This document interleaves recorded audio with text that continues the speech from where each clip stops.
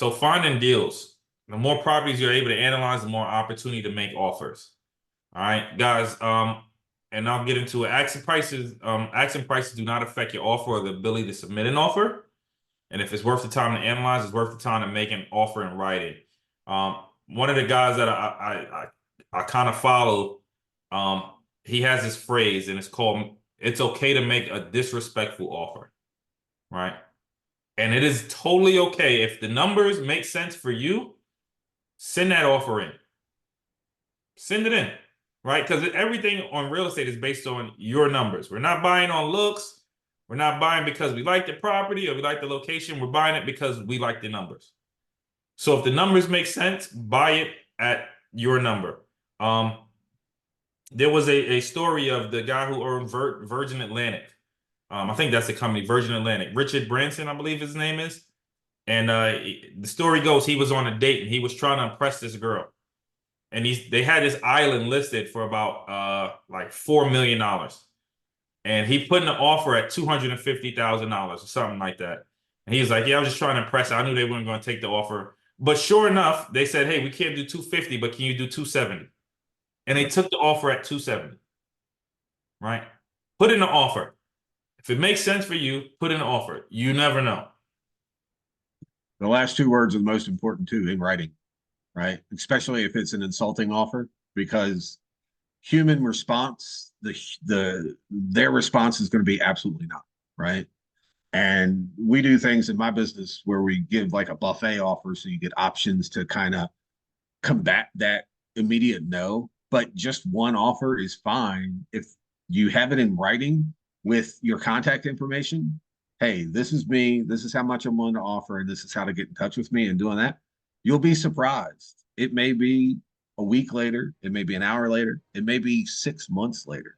I've literally had one of my flips that I did was a wholesale offer that I made that was like, I was like, I just have to write you an offer. So here it is.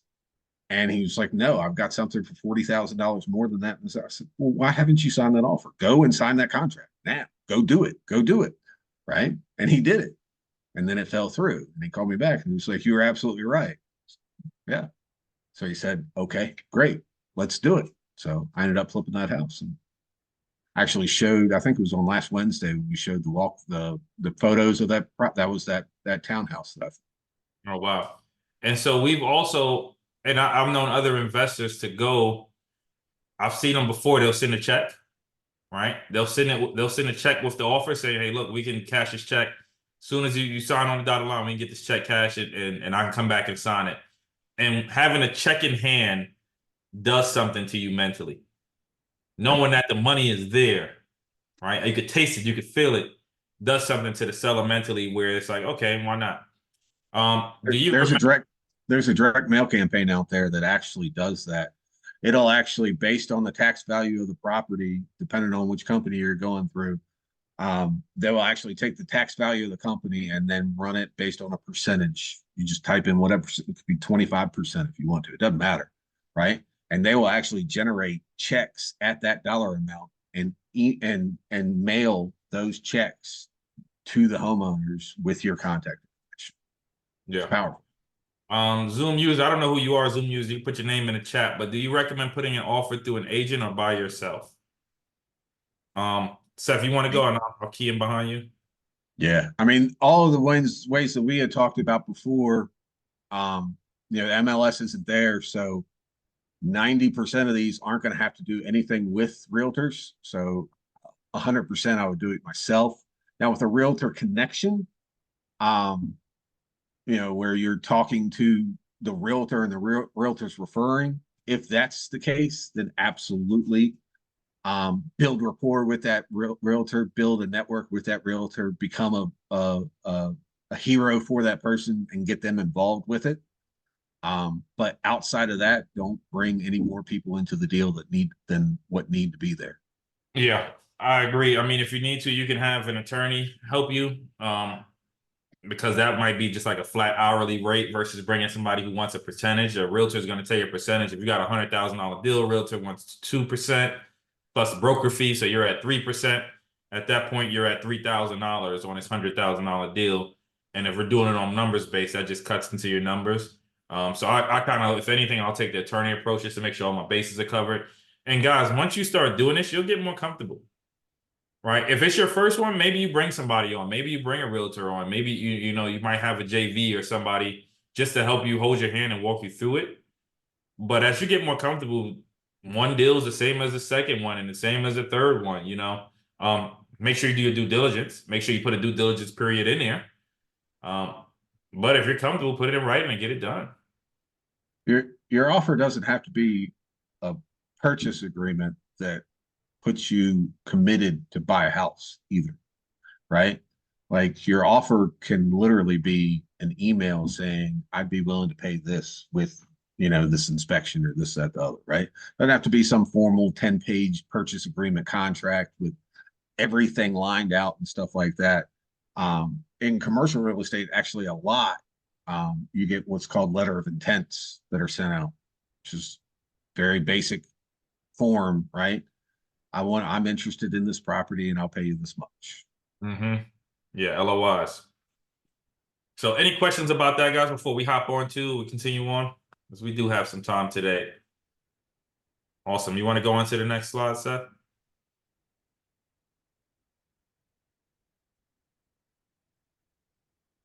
Talk more about paid marketing. Oh, Quintel, if you want to go ahead, just unmute yourself, man. No need to. Yep. Okay. So hey, I got a quick question. Sure. So as a wholesaler, how would this work if you're working with a realtor? I know they say find investor-friendly realtor, and I did hear in the conversation you did say don't bring more people in the pot that needs to be. How would that kind of sort of work? Because you just wholesaling the deal. How would that work? So if a realtor brings you a deal, then you work it and you put it under contract, and stuff like that. And it's not a listed property. You start wholesaling things on market, you get into a lot of legal things that you need to be on the same page with the broker, whoever's the broker for that agent, and all the different things that go into it. And that's why MLS wasn't included in this kind of initial sources that we were talking about. But if somebody's, and it doesn't even have to be a realtor, it can be somebody else. One of the last deals that I wholesaled was a referral, a personal referral that came through to me. And I did all the work and this, that, the other, but I wanted to pay them basically a finder's fee for bringing me the lead, right? I talked to my attorney for closing, and it was actually my buyer's attorney. It wasn't even my attorney. I let my buyer's attorney handle everything. And I said, I need to pay a referral fee, and I'd prefer if you did it so that W-9 and everything else for tax reasons is taken care of in the transaction, and I don't have to send a separate 1099 to this person.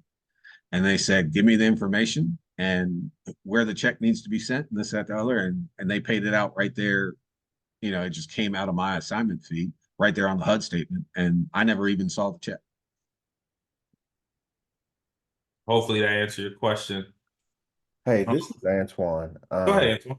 So whoever was just speaking brought up a good piece about like it being listed on the MLS. So a couple months ago, I was just randomly on YouTube and I saw a video about wholesaling, and one of the strategies that this person used to find wholesale deals was to take, say, the average amount per square foot of homes in an area, and then have a realtor put some type of alert on it when the deal comes into their I guess MLS that has a less price per square footage, right?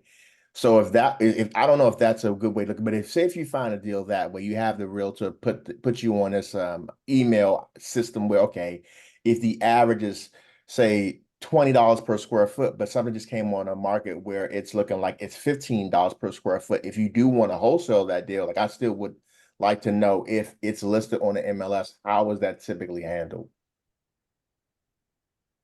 So wholesaling on MLS is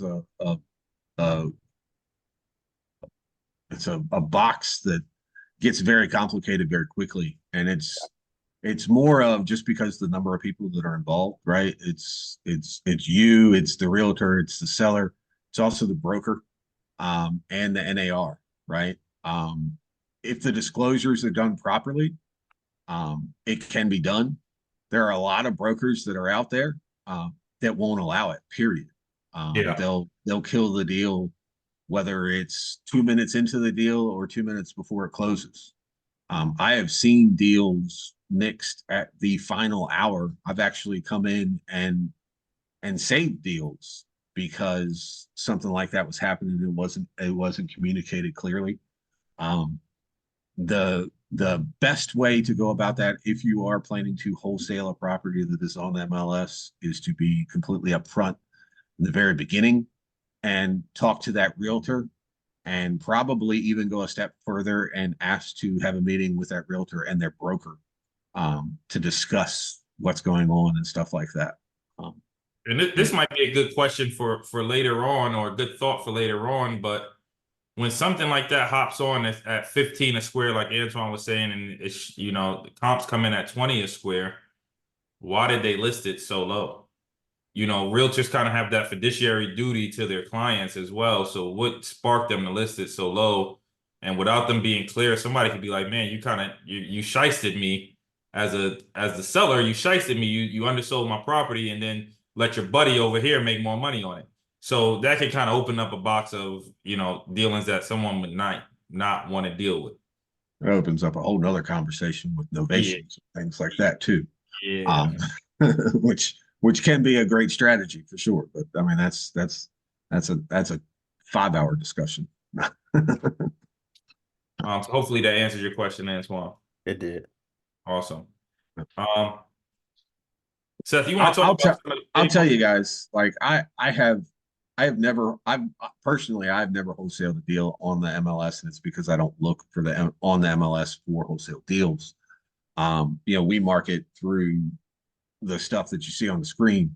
I purchased deals on the MLS, but honestly, it's because somebody has sent me something saying, dude, you got to look at this, because they know that I'm in real estate and they don't necessarily know how I generate deals. They're just like, I see this and it looks like a good deal.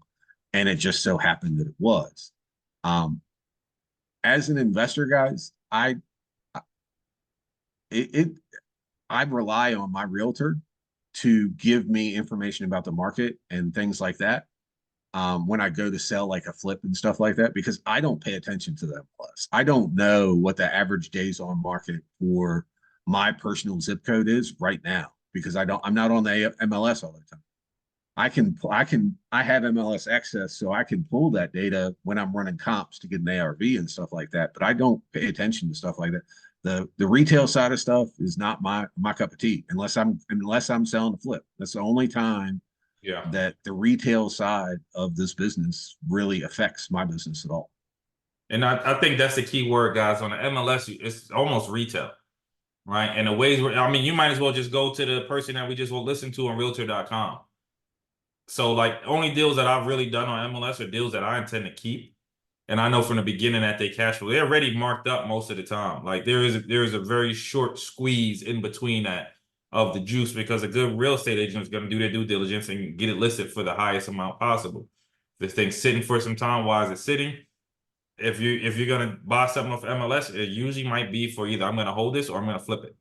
I think those are the only two options. Really, like wholesaling in between is kind of, most of the time, doesn't make sense for that type of real estate.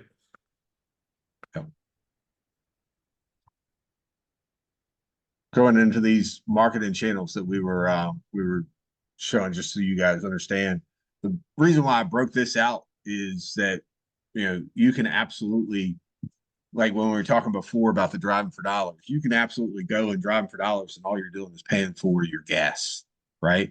And then you've already got a cell phone in your pocket. You're already paying that stuff. So you can do free searches and things like that and find people's telephone numbers and give them a call for basically free, because you already got a cell phone. You don't necessarily need to pay for that marketing.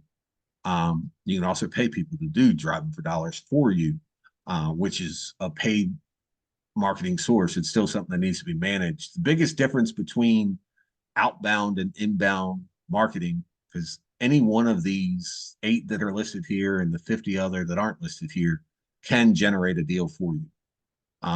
And like Ray was saying earlier, if you get into these things and you start doing these things, whether it's inbound or outbound, if you start generating leads and it doesn't fit into your buy box, having that wholesaling ability, having that knowledge will be able to help you monetize what you're spending on these marketing. Yeah. Driving for dollars and cold calling is probably the two most famous ones out there, just calling people and asking them if they're willing to sell. Direct mail is very common as well. And then I put in SMS and RVM. It's text messages and ringless voicemails.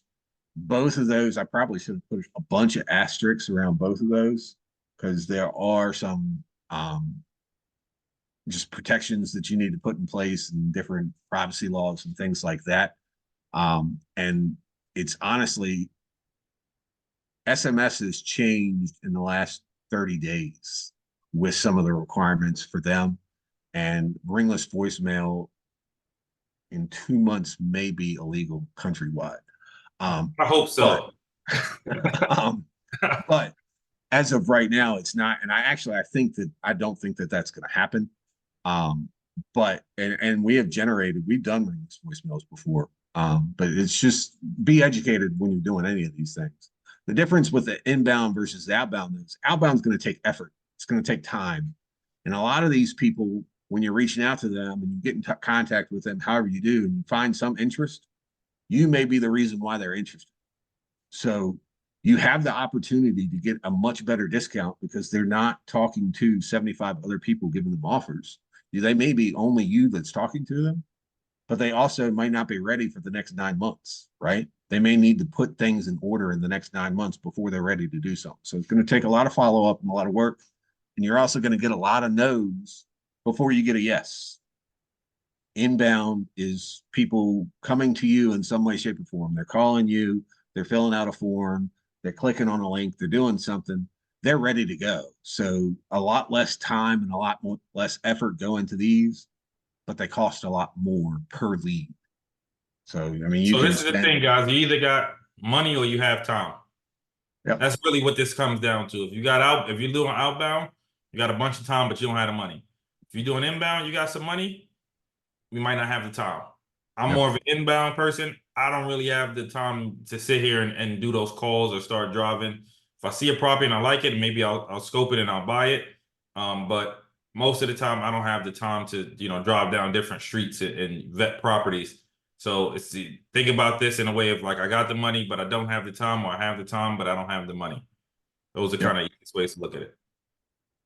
There are companies out there that Carrot is one that we use. It's an investor-friendly web hosting thing.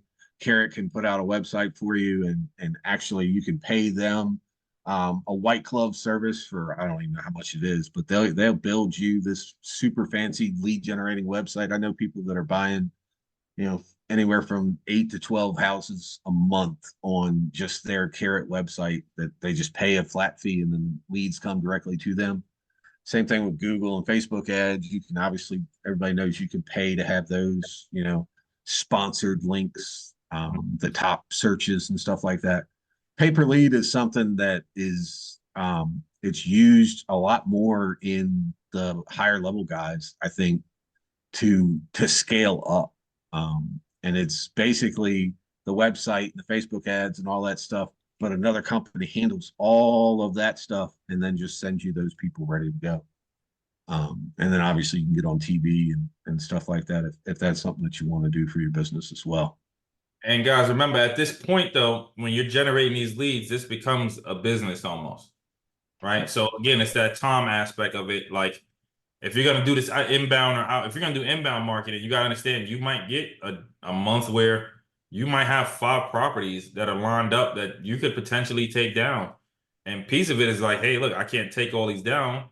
What do I do? So that's when, that's why I mentioned having wholesaling as part of your game, or, at least being able to get rid of them or dispose them to somebody else who was in this group or in this circle or in a different group or something like that. Know who's looking to buy, who's looking to sell. That network is key. Yep. And that's what we're here for. The network is the most important thing out of all of this, guys, is the network.